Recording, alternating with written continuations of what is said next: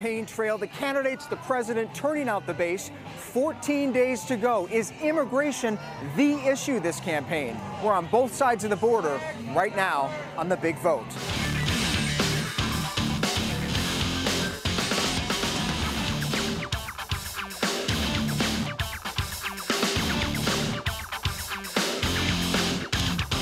Hey everybody, I'm Devin Dwyer in Houston for President Trump's big rally for Senator Ted Cruz. The president says this election is all about immigration.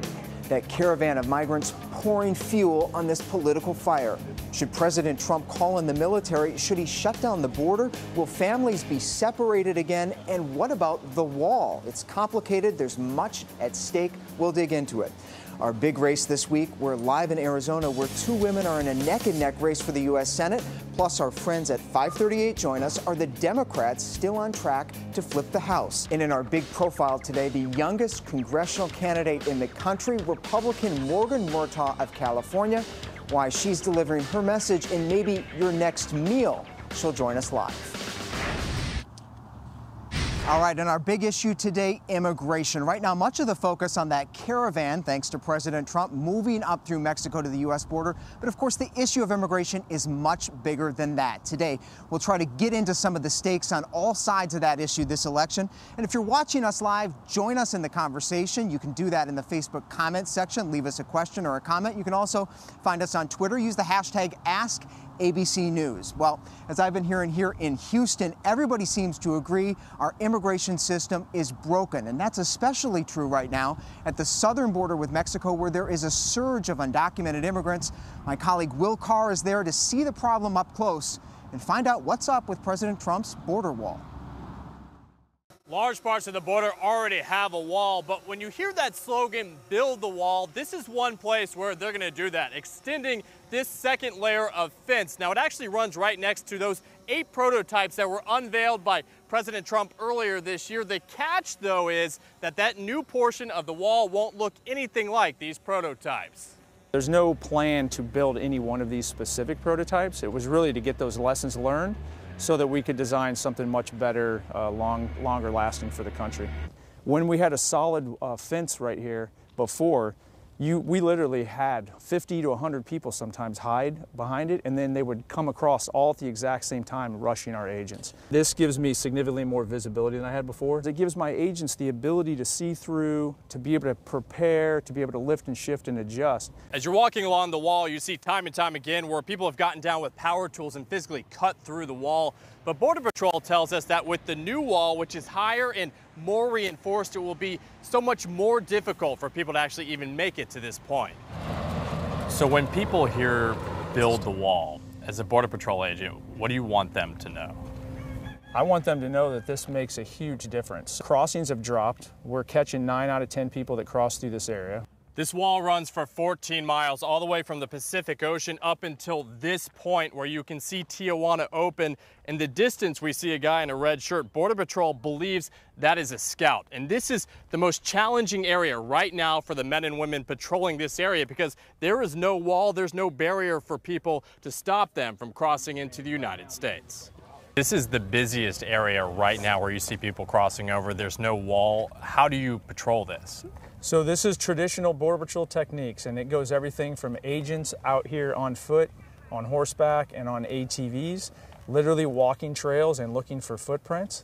So anywhere that the old wall is being removed until the new one gets put in, that's a significantly increased vulnerability for us. Just in the past couple of minutes, we saw 3 people slip through one of those vulnerable parts in the wall. Now, they were trying to make it up through this mountainside here when they were caught by Border Patrol. You can see they're now sitting down. Border Patrol just searched them, making sure they don't have any weapons. They're going to ask them where are they from. ¿De dónde eres? Puebla? Mexico? See, they're from Mexico coming into the United States. We see this time and time again, especially with migrants coming up from Central America, just like the caravan that is making its way towards the United States.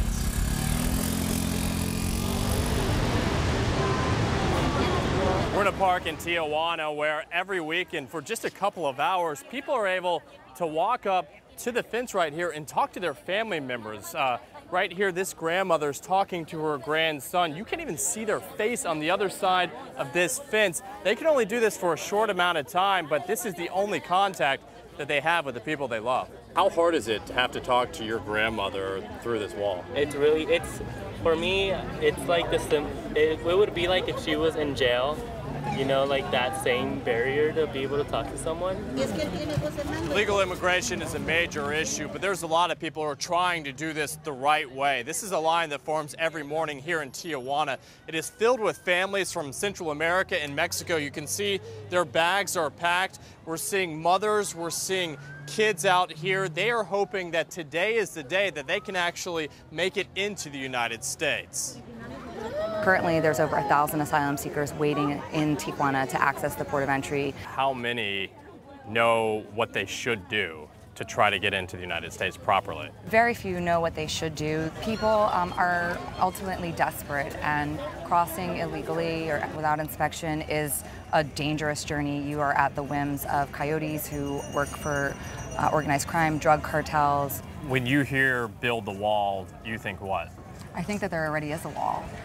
This is a beautiful beach in Tijuana. You got kids and families playing in the water just a couple feet away from the border wall here, and you can see the fencing where people have actually pushed it in. They try to get across into the United States, hoping that if they do get caught, you can see Border Patrol right there in the distance, that they can ask for asylum. All right, Will Carr joins us live now in California. Great to have him after his report. And Matt Gutman, ABC's Matt Gutman, is down in Mexico. He's embedded inside that migrant caravan. We'll talk to both in just a second. I want to start with you, Will. Terrific reporting there. One of the things that was fascinating, you showed how the wall is still under construction. The president talks about it. Now he wants the military to go down there. What's the sense you got from folks along the border? Would the military help right now?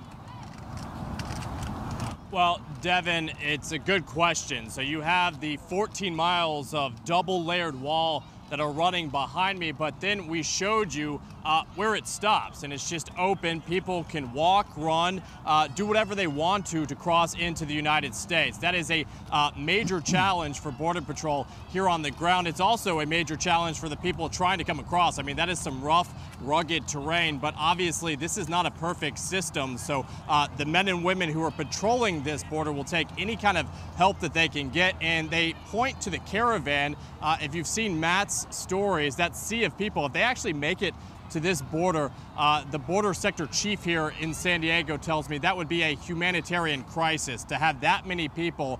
It's very confusing on the Tijuana side as to how they would properly apply for asylum. So if they try through other means illegally, that would inundate some of the Border Patrol agents here on the ground when they're trying to stop drug smugglers and other criminals. Devin.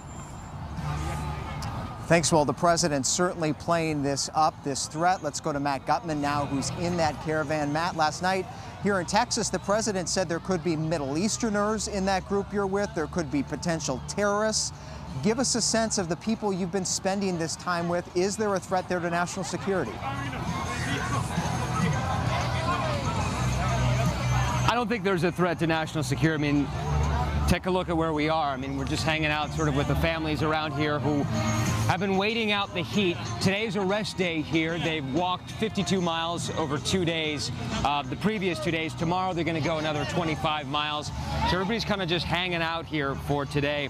You know, we haven't seen every single face here, Devin. I can't vouch for it, that there aren't any Middle Easterners, and I assume by that the president meant, you know, terrorists or suspected terrorists or militants. There probably are criminals here. I'd be shocked if there weren't members of the MS-13 gang somewhere among this throng of, right now, 5,000 people. But, you know, I spent 7.5 years in the Middle East. I speak a little Arabic. I would recognize an accent pretty quickly, and I have not seen anyone who looks like someone from the Middle East or sounds like that either. So I don't know if this necessarily poses a national security threat to the United States, but as Will mentioned, if this caravan actually gets to the border of the U.S., which it will likely not, people are going to start dropping off very soon because of the conditions here. But if it does, it would pose a significant threat, overwhelming authorities along the border and posing probably an insurmountable obstacle trying to process all of these people at once.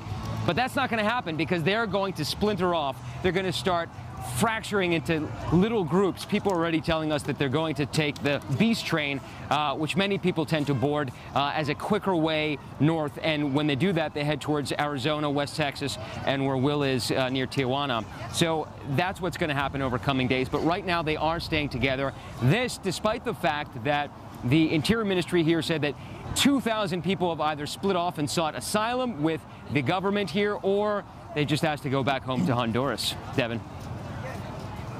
All right, Matt Gutman in Mexico with that caravan. Thanks, Matt, so much for your terrific reporting. We know you'll stay with it. Let's go now over to the White House, where ABC's Cecilia Vega, senior White House correspondent, is tracking the political side of this latest turn in the immigration debate. Cecilia, the president really sounding the alarms about this group of migrants coming north. As you know, this is a tiny fraction of immigrants that approach the border and cross the border in this country every day. What's behind this play by the White House, and is it working?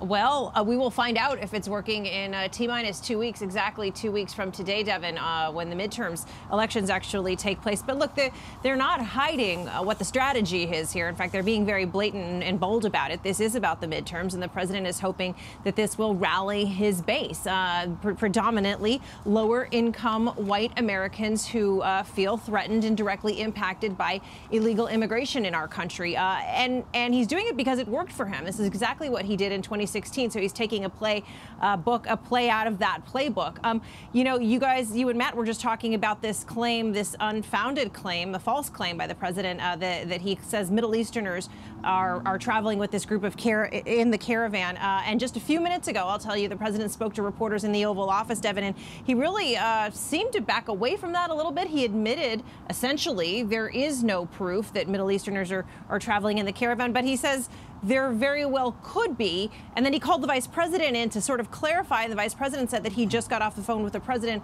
of Honduras. And Mike Pence says it's inconceivable that there would not be terrorists, bad guys, traveling in this group of caravan migrants because of all of the people that the U.S. apprehends along the border every single day. So a little bit of a tone shift here. They're now also backing away from another claim that Democrats are funding this caravan. The vice president said that the president of Honduras told him that it's Venezuelan leftist groups that are now paying for it. But again, we will find out whether this works, Devin. Republicans, it's not just this president who seems to be backing this message. We are hearing Republicans around the country increasingly stoke fears following his lead on this one. So we'll see in 2 weeks if it works or not.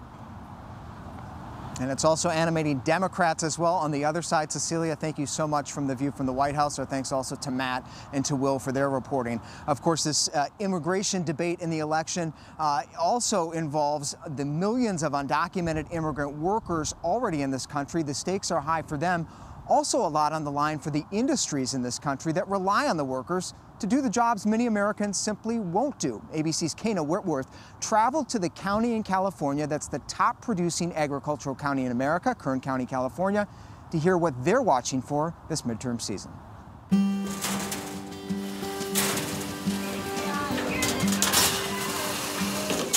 This is the #1 agricultural county in the United States. Correct. What exactly does that mean? That means that we produce a lot of goods that not only feed the nation, but feed the world. And Kern County is at the heart of producing those goods. And who is cultivating this food for them? Predominantly here in the Central Valley, Latinos of Mexican origin.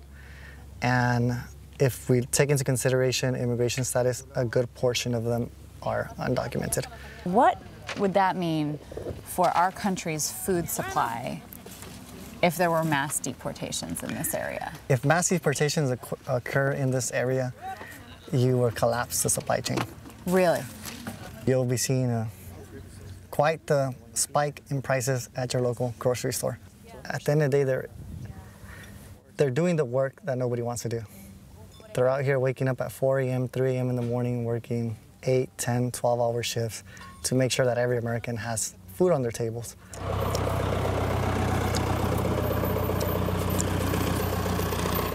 They say that we're taking their jobs, but I don't really see too many Americans out here doing these jobs. Yeah, you don't have a lot of Americans applying? No, I don't. Do you vote? Yes, I do. How important is voting to you? It's very important, especially now that where I work, there's a lot of things that I see that, with the vote can change a lot of things. And sometimes some of our people, they don't have the opportunity to vote. We keep hearing about how important the Latino vote is, especially in California, particularly in the Central Valley. Yet, year after year, Latinos don't show up to vote. Yes. Why do you think that is? Well, like I said, there's a lot of us that are undocumented. But there are a lot that are able to vote as well. So why do you think there's not as much enthusiasm? Well, a lot of them come from Mexico, and they're, it's kind of corrupt, their government over there. So they come over here, and they take care of their own. They don't really care about politicians here. They just come here to work, take care of their family. If people really step up to the polls here in the Central Valley, do you think that that can make a change nationally? Yes. Yeah. That could, big time. I vote in every election. Yeah. Yeah, it's very important to you. My vote counts. Our thanks to Kana for that reporting in California. Well, here in Texas, the midterms are being closely watched by tens of thousands of young immigrant students. Those, of course, known as the Dreamers. Many of them receive protections from deportations under the DACA program. Well, President Trump canceled that program. Congress was supposed to fix it. They haven't done that yet. And as I found here firsthand in Houston, there's growing urgency among the Dreamers to help elect members to Congress who will solve the problem. So this is like the Dreamers' war room for election season. Yeah. My name is Franklin Enriquez. I'm 23 years old. I am going to the University of Houston. I'm a junior. Go Cougs! And I am also I'm also a DACA recipient.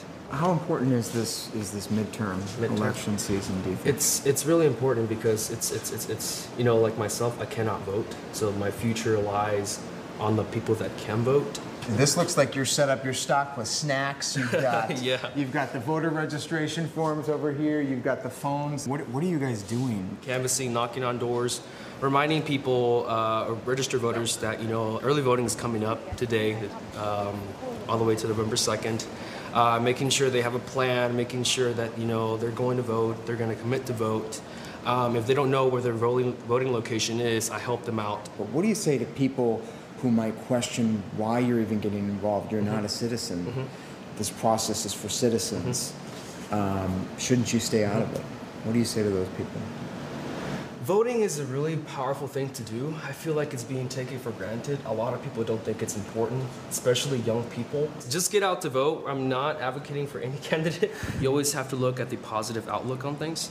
Yeah, it's tough, yeah, it's challenging, but I'm very hopeful that people are understanding now, that people are being informed, and that people are realizing that, hey, we can actually do something about this.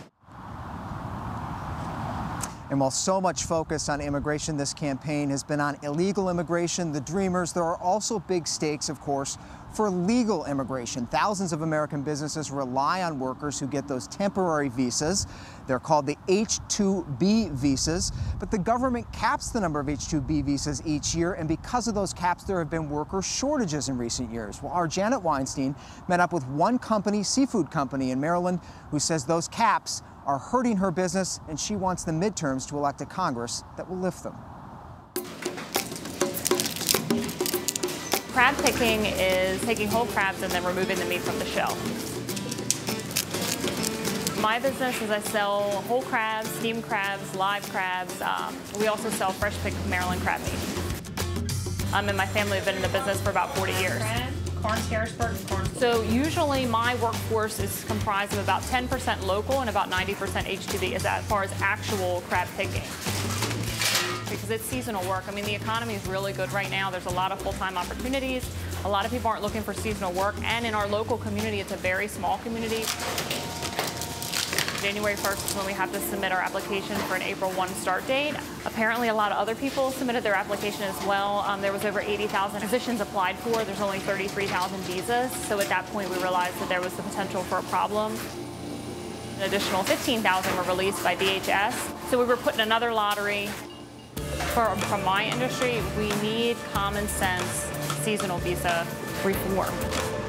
We've been without staff. We just started October 1st. We lost 6 months of our season this year.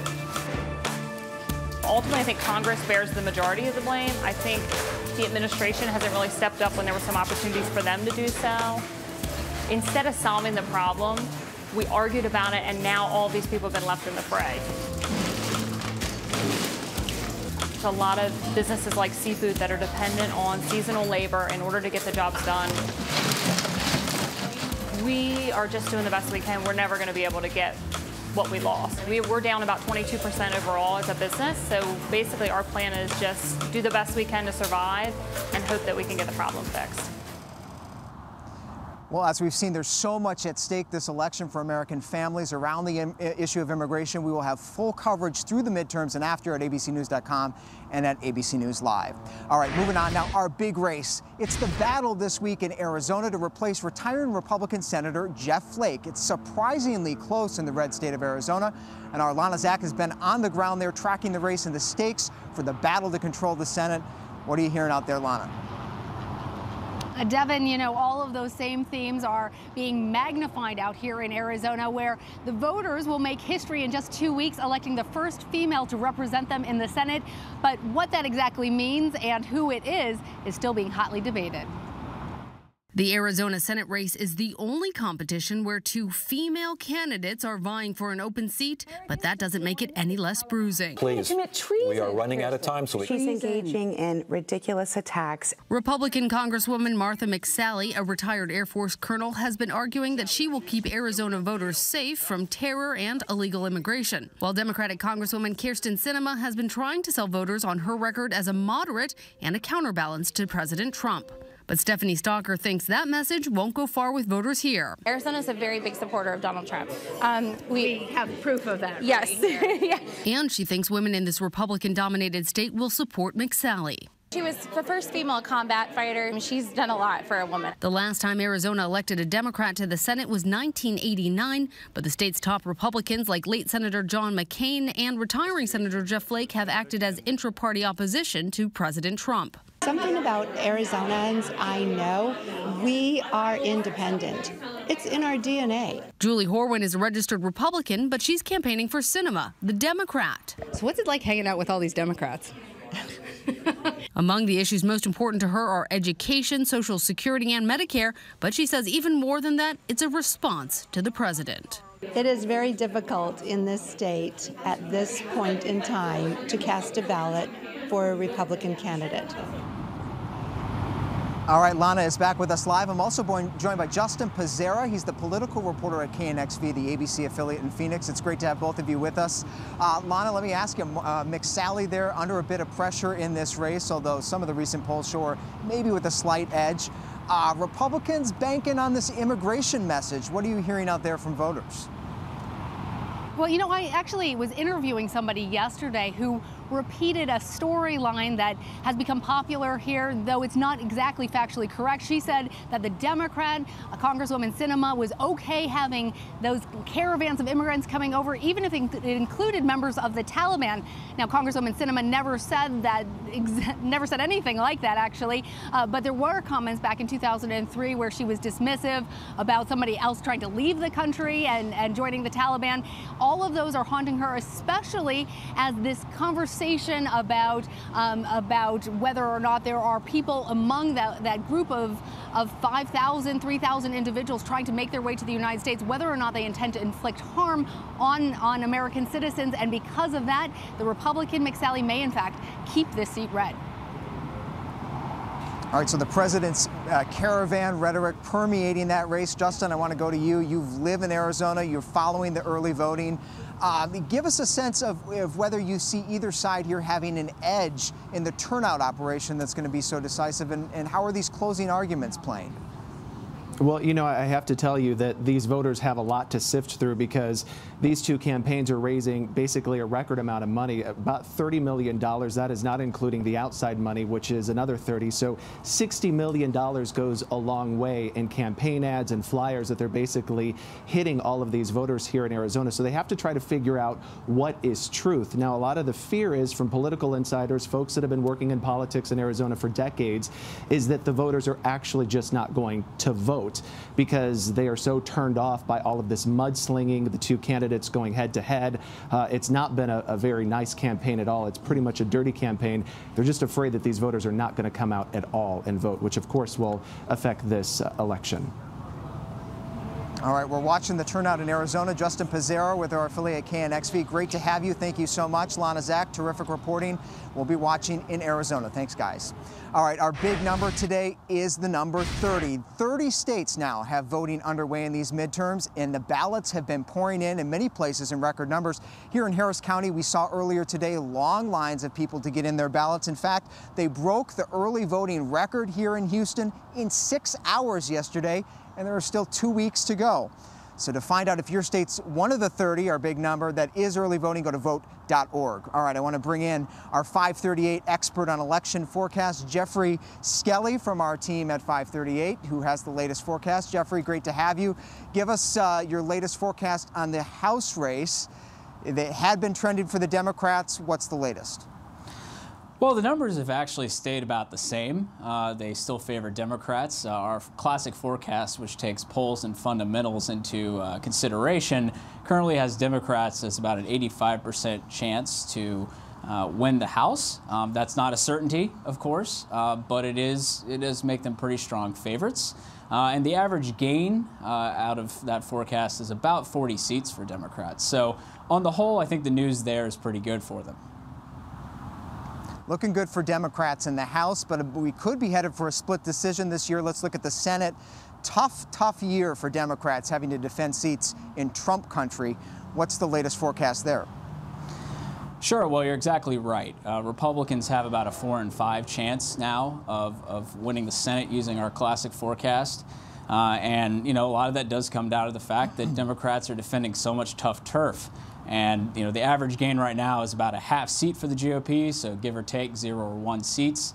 And so, you know, it's very possible that the Republicans will retain the Senate and we'll have a divided Congress. All right, so we could be headed for a Democratic House, Republican Senate, split decision, possibly, but as you say always, Jeffrey, there is still a chance. There is still a chance. These are just the odds. Appreciate you, Jeffrey Skelly from 538. Check him out at 538.com and at abcnews.com. All right, moving on to our big profile this week.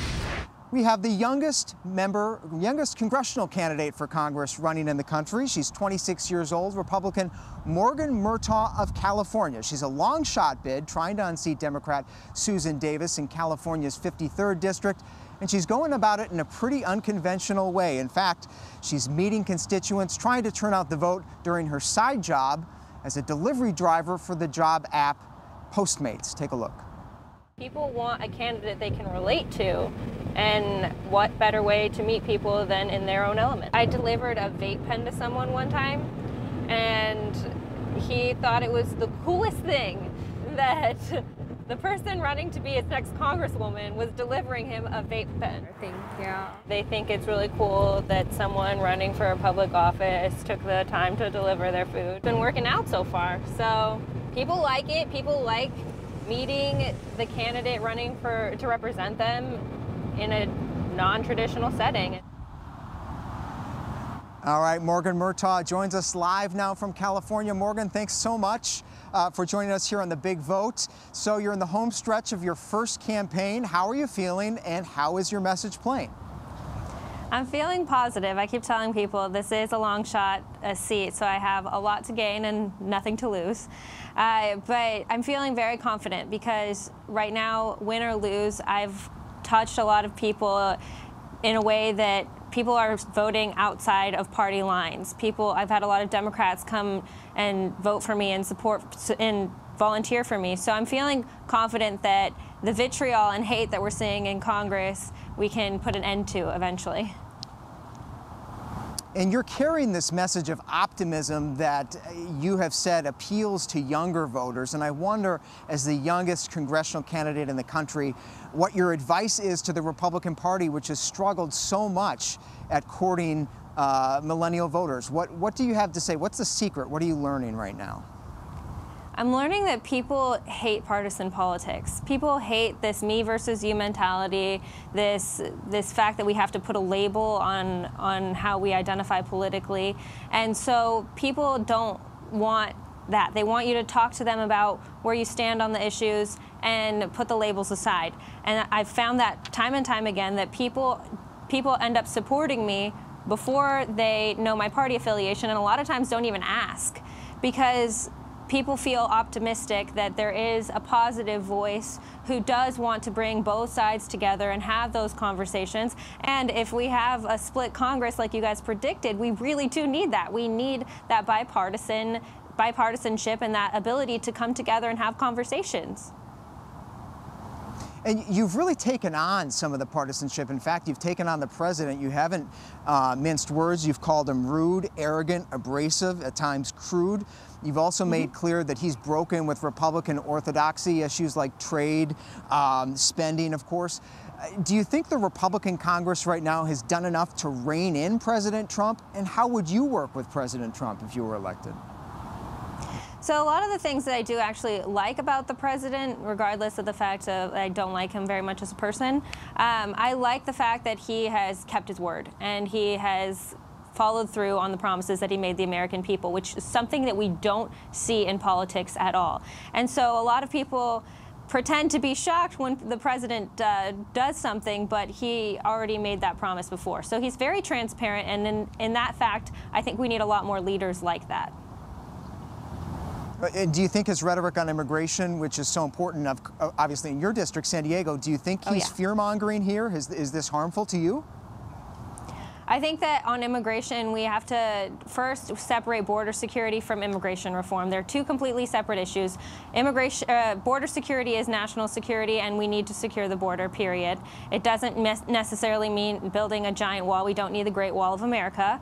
But we do need to make sure that we give Border Patrol the infrastructure that they need to do their jobs more effectively. As you've talked about earlier in the show, there are places and holes in our current border where people can just walk right across, and that's not okay. So we do need to make it easier for Border Patrol to do their job effectively. But when it comes to immigration reform, I don't think that this whole round them up and deport them mentality is, one, humane, and two, realistic. We have a lot of people here, my family included. My family immigrated here from Mexico 50 years ago when my mom was a kid, and we have a lot of people here that are doing good for our communities, and they deserve to stay here.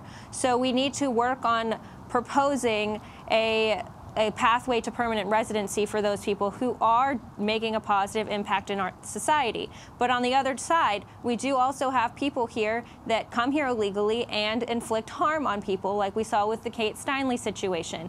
We definitely need to come up with a solution. It's not going to be an easy one, and it's not going to happen overnight, but we need to come up with a solution where we get people who are inflicting harm on others and come here illegally out, and give people who are doing positive things for our communities a right to stay. All right, and before we let you go, Morgan, got to ask you about your side job that's been getting so much buzz, meeting your constituents, trying to get out the vote while driving for the delivery app Postmates. What's the most unusual thing you've had to deliver? Like I said earlier, a vape pen was definitely the most unusual. Walking into a tobacco and vape place and saying, yeah, I know I'm like dressed like this and I have a name tag that says Morgan Murtaugh for Congress, but I'm getting a vape pen for someone for Postmates. Please don't judge me. It's really funny, but the guy who got it really liked it and told me he's going to tell his friends to vote for me, so that was great. All right, Morgan Murtaugh, 26 years old, the youngest congressional candidate in the country, a Republican, perhaps with some advice for the Republican Party of the future. Thanks so much for joining us, Morgan. Appreciate it. Thank you. All right, and thank you for watching us here on The Big Vote from Houston, Texas. We'll be back next week, 1 week to go before the election for another edition, and you can follow us tomorrow in the briefing room with ABC News in Washington. Thanks for watching ABC News Live. We'll see you next time.